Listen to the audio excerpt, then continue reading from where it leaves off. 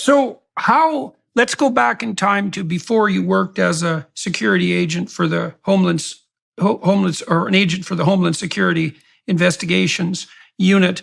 For 6 months, I was tracking those kind of movements, not human trafficking or child exploitation, but money, guns, terrorism. 6 months into that endeavor, I was called into the office of a supervisor, and they asked me if I would please forego everything that I wanted to do with my career and help them start a child crimes unit. I mean, when you're in contact with people who are capable of that level of darkness, you start to understand something about the nature of the human soul that you can't understand any other way. What did you see when you were working as part of this child sex crimes unit? I thought child sex crimes would be 15-year-olds, 16-year-olds.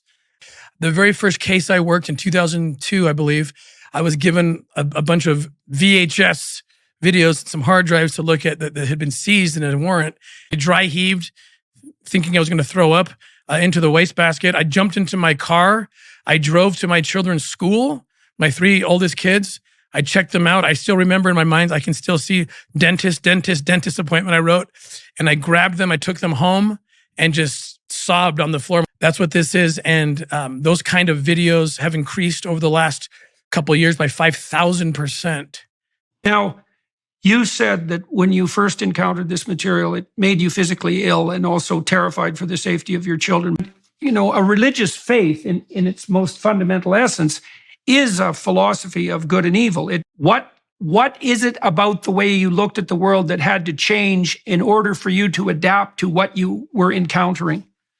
Well, I had to come to grips with an idea that I had never been confronted with before, that there are people, and not a few, but millions of people, only millions of pedophiles could justify a demand of millions of child exploitation material, videos, and so forth.